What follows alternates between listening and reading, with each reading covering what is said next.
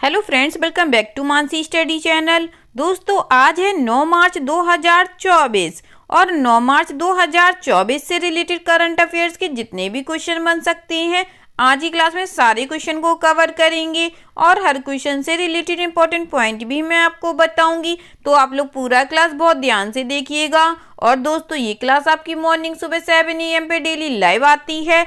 आप सभी लोग सुबह 7 बजे इस क्लास के लिए तैयार रहा करिए। इससे आपकी तैयारी करंट अफेयर्स में बेहतर होने वाली है और आगे आने वाले सभी एग्जाम में आप करंट अफेयर्स से रिलेटेड जितने भी टाइप के क्वेश्चन एग्जाम हॉल में पूछे जाते हैं आप उन सभी टाइप के क्वेश्चन का आंसर बहुत इजीली दे पाएंगे। तो चलिए आगे बढ़ते हैं और आज का पहला क्वेश्चन देखते हैं।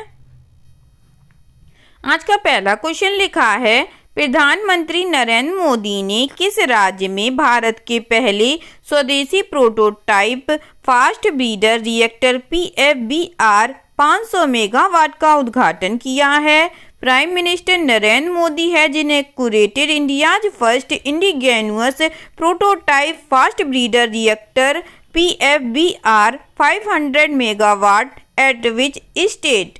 फर्स्ट ऑप्शन है महाराष्ट्र, सेकेंड ऑप्शन है तमिलनाडु, थर्ड ऑप्शन है उड़ीसा या फोर्थ ऑप्शन है आंध्र प्रदेश।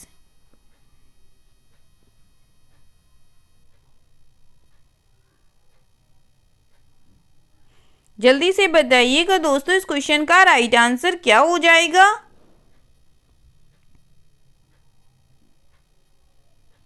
इस क्वेश्चन का जो राइट आंसर हो जाएगा फ्रेंड्स, वह है हमारा ऑप्शन नंबर बी, तमिलनाडु में। चलिए इस क्वेश्चन से रिलेटेड इंपॉर्टेंट पॉइंटों को पढ़ते हैं। प्रधानमंत्री नरेंद्र मोदी ने तमिलनाडु के कलपक्कम में भारत के पहले स्वदेशी prototype fast breeder reactor PFBR 500 megawatt का उद्घाटन किया है। आत्मनिर्भर भारत की सच्ची भावना के अनुरूप PFBR को MSME सहित 200 से अधिक भारतीय उद्योगों के महत्वपूर्ण योगदान के साथ भाविनी द्वारा पूरी तरह से स्वदेशी रूप से डिजाइन और निर्मित किया गया है। एक बार चालू होने के बाद भारत रूस के बाद वाणिज्यिक रूप से संचालित होने वाला फास्ट ब्रीडर रिएक्टर वाला दूसरा देश होगा। ठीक है दोस्तों, आगे बढ़ती हूँ, नेक्स्ट क्वेश्चन देखते हैं। नेक्स्ट क्वेश्चन लिखा है फ्रेंड्स, रूपा ताराकासी ने हाल ही में GI टैग हासिल किया है, यह किस शहर का है? Rupa Tarakasi recently bagged the GI tag, it's belongs to which city? First option है बेंगलुरु, सेकेंड ऑप्शन है कटक, थर्ड ऑप्शन है हैदराबाद या फोर्थ ऑप्शन है अहमदाबाद।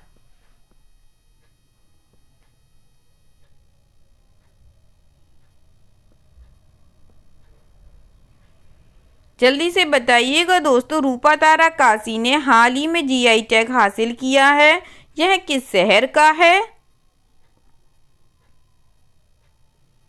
इस क्वेश्चन का जो राइट आंसर हो जाएगा फ्रेंड्स, वह है हमारा ऑप्शन नंबर बी, कटक का है। चलिए इससे रिलेटेड इंपॉर्टेंट पॉइंटों को पढ़ते हैं।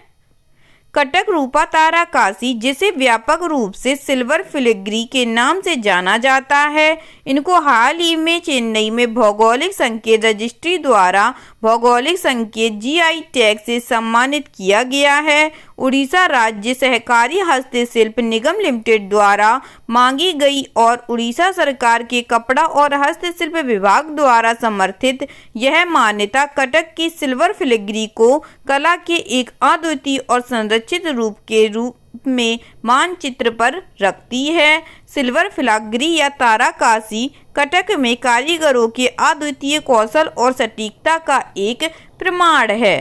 ठीक है दोस्तों, चलिए आगे बढ़ते हैं और नेक्स्ट क्वेश्चन देखते हैं। नेक्स्ट क्वेश्चन लिखा है फ्रेंड्स, केंद्रीय रसायन और उर्वरक तथा स्वास्थ्य और परिवार कल्याण मंत्री डॉक्टर मनसुख मंडाविया ने भारत भर में स्थापित central institute of petrochemicals engineering and technology के कितने केंद्रों का उद्घाटन किया है? Union minister of chemicals and fertilisers and health and family welfare doctor Mansukh Mandaviya has inaugurated how many centres of central institute of petrochemicals engineering and technology established across India? First option है 3, second option है 4, third option है 5 या fourth option है 6। जल्दी से बताइएगा दोस्तों इस क्वेश्चन का राइट आंसर क्या हो जाएगा।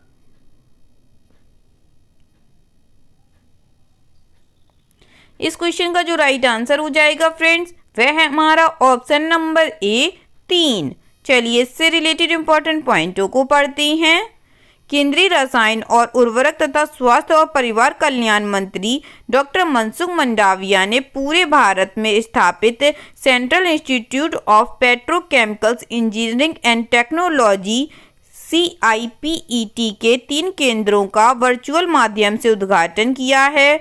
मंत्री द्वारा राष्ट्र को समर्पित ये 3 नए CIPET केंद्र CSTS बद्दी हिमाचल प्रदेश, CSTS रांची झारखंड और CSTS ग्वालियर MP हैं। ठीक है दोस्तों, चलिए आगे बढ़ते हैं और नेक्स्ट क्वेश्चन देखते हैं। नेक्स्ट क्वेश्चन लिखा है फ्रेंड्स, राष्ट्रीय सांख्यिकी कार्यालय द्वारा जारी नवीनतम रोजगार बेरोजगारी संकेतक रिपोर्ट के अनुसार भारत की बेरोजगारी दर पिछले वर्ष के 3.6% से घटकर 2023 में कितने प्रतिशत हो गई है? India's unemployment rate dropped to how much percent in 2023 from 3.6% in the preceding year according to the latest employment unemployment indicators report released by the National Statistical Office? First option है 3.1%, सेकेंड ऑप्शन है 3.2%, third option है 3.3% या fourth option है 3.4%।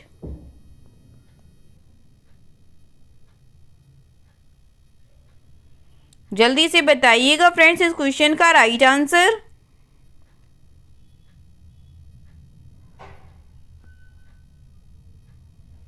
इस question का जो right answer हो जाएगा फ्रेंड्स वह है हमारा ऑप्शन नंबर ए 3.1%। चलिए इससे रिलेटेड इंपॉर्टेंट पॉइंटों को पढ़ते हैं। राष्ट्रीय सांख्यिकी कार्यालय द्वारा जारी नवीनतम रोजगार बेरोजगारी संकेतक रिपोर्ट से पता चला है कि भारत की बेरोजगारी दर पिछले वर्ष के 3.6% से घटकर 2023 में 3.1% हो गई है, जो श्रम बाजारों में निरंतर सुधार को दर्शाती है। कैलेंडर वर्ष 2023 के दौरान ग्रामीण और शहरी दोनों क्षेत्रों में बेरोजगारी दर घटकर क्रमशः 2.4% और 5.2% हो गई है, जो 2022 में 2.8% और 5.9% थी। ठीक है दोस्तों, चलिए आगे बढ़ते हैं और नेक्स्ट क्वेश्चन देखते हैं। नेक्स्ट क्वेश्चन लिखा है फ्रेंड्स, किस राज्य सरकार ने युवा उद्यमियों को समर्थन देने के लिए मुख्यमंत्री युवा उद्यमी विकास अभियान MYUVA नामक एक पहल शुरू की है? Which state government has launched an initiative to support young entrepreneurship called Mukhyamantri Yuva उद्यमी विकास अभियान MYUVA? फर्स्ट ऑप्शन है उत्तर प्रदेश, सेकेंड ऑप्शन है गुजरात, थर्ड ऑप्शन है राजस्थान या फोर्थ ऑप्शन है महाराष्ट्र।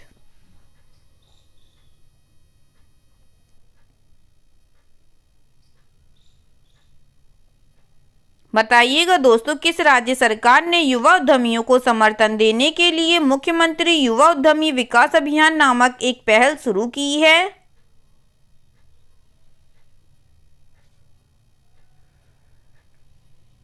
इस क्वेश्चन का जो राइट आंसर हो जाएगा फ्रेंड्स वह है हमारा ऑप्शन नंबर बी गुजरात। चलिए इससे रिलेटेड इंपॉर्टेंट पॉइंटों को पढ़ते हैं।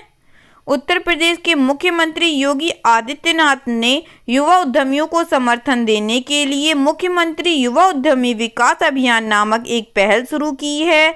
सरकार का लक्ष्य इस पहल के जरिए हर साल 1 लाख युवा उद्यमी तैयार करना है। यह योजना युवा उद्यमियों को 5 लाख रुपए तक की परियोजनाओं के लिए ब्याज मुक्त ऋण प्रदान करती है।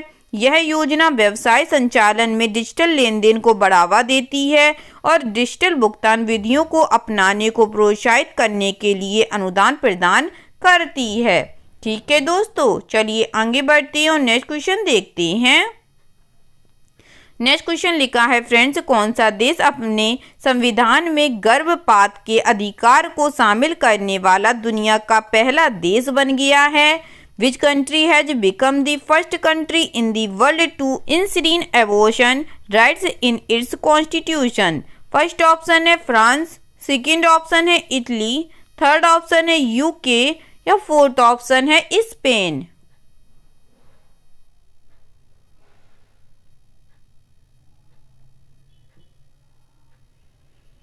बताइएगा फ्रेंड्स, कौन सा देश अपने संविधान में गर्भपात के अधिकार को शामिल करने वाला दुनिया का पहला देश बन गया है?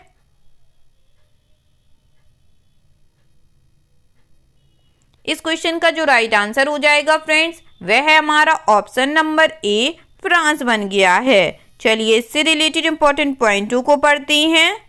फ्रांस अपने संविधान में गर्भपात के अधिकार को शामिल करने वाला दुनिया का पहला देश बन गया है। संसद के दोनों सदनों के फ्रांसीसी सांसदों ने एक विशेष सत्र में संविधान में संशोधन के कदम के पक्ष में 780 से 72 वोट दिए। संशोधन में कहा गया है कि फ्रांस में गर्भपात की स्वतंत्रता की गारंटी है। फ्रांस में गर्भपात अधिकारों का समर्थन करने का एक लंबा इतिहास रहा है। 1975 में फ्रांस में गर्भावस्था की स्वैच्छिक समाप्ति को वैध बना दिया गया, जिसका नाम सिमोन वेइल स्वास्थ्य मंत्री के नाम पर रखा गया, जिन्होंने इसका समर्थन किया था। ठीक है दोस्तों, चलिए आगे बढ़ते हैं और नेक्स्ट क्वेश्चन देखते हैं। नेक्स्ट क्वेश्चन लिखा है फ्रेंड्स, किस कंपनी ने एनटीपीसी लिमिटेड से 9500 करोड़ रुपए से अधिक का पावर प्लांट इंजीनियरिंग खरीद और निर्माण ऑर्डर हासिल किया है? Which company has secured a power plant engineering procurement and construction order of over rate 9500 crore from NTPC limited? First option है Hindustan aeronautics limited, second option है Bharat heavy electricals limited, third option है Hindustan Unilever limited या fourth option है Tata advance systems.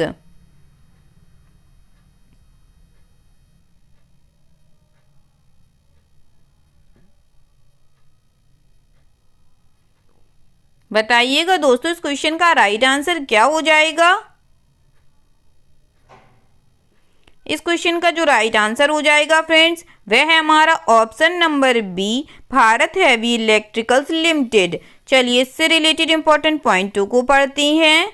बिजली उपकरण प्रमुख Bharat heavy electricals limited ने NTPC limited से 9500 करोड़ रुपए से अधिक का पावर प्लांट इंजीनियरिंग खरीद और निर्माण ऑर्डर हासिल किया है।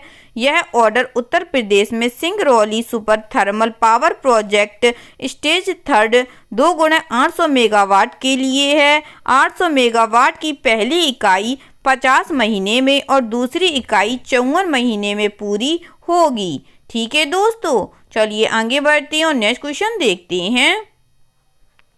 नेक्स्ट क्वेश्चन लिखा है friends, the James of Indian art नामक पुस्तक के लेखक कौन है? Who is the author of the book titled the James of Indian art? First option है अमिताभ घोष, सेकेंड ऑप्शन है विक्रम सेठ, थर्ड ऑप्शन है सलमान रुश्दी या फोर्थ ऑप्शन है हरीश कुल्लर।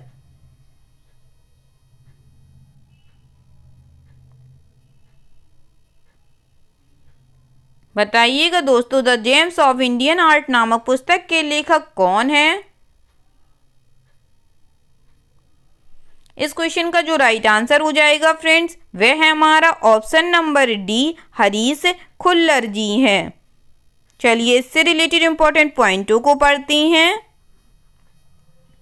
हरीश खुल्लर के 20वीं सदी के भारतीय आधुनिक और समकालीन कला के व्यापक संग्रह का एक व्यापक दस्तावेजीकरण the James of Indian art का लॉन्च। लगभग 300 पेज की इस पुस्तक का अनावरण मंत्री नितिन गडकरी, अर्जुन राम मेघवाल और SPS बघेल ने किया, जो भारत के कला परिदृश्य में एक महत्वपूर्ण क्षण था। ठीक है दोस्तों, आगे बढ़ते हैं और नेक्स्ट क्वेश्चन देखते हैं। नेक्स्ट क्वेश्चन लिखा है फ्रेंड्स, किस खाद्य वितरण मंच ने भारतीय रेलवे खानपान और पर्यटन निगम IRCTC के साथ एक समझौता ज्ञापन पर हस्ताक्षर किए हैं, जिसके तहत वह ट्रेनों में प्री ऑर्डर किया गया भोजन वितरित करेगा। Which food delivery platform has signed an MOU with Indian Railway Catering and Tourism Corporation, under which it will deliver pre-order food in trains? First option है स्विगी, सेकेंड ऑप्शन है Zomato, third option है food पांडा या fourth option है Domino's.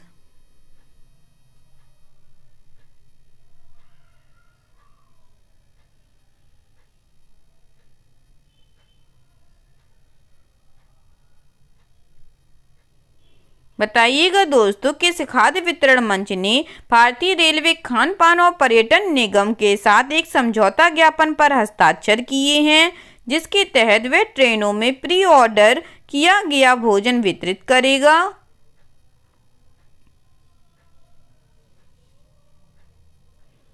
इस question का जो right answer हो जाएगा फ्रेंड्स, वह है हमारा ऑप्शन नंबर ए स्विगी। चलिए इससे रिलेटेड इंपॉर्टेंट पॉइंटों को पढ़ते हैं।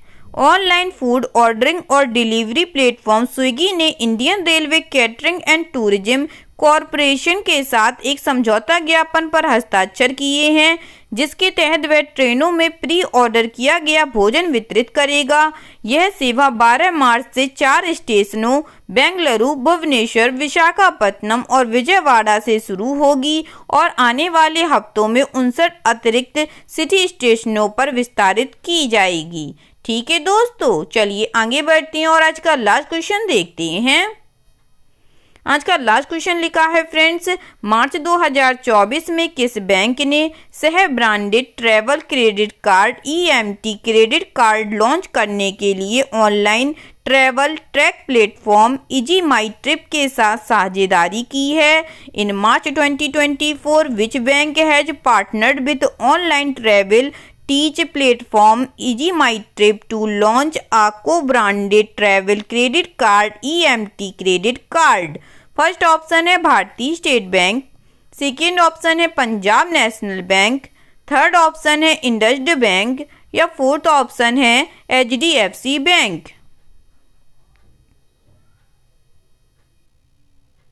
जल्दी से बताइएगा दोस्तों, इस क्वेश्चन का राइट आंसर क्या हो जाएगा?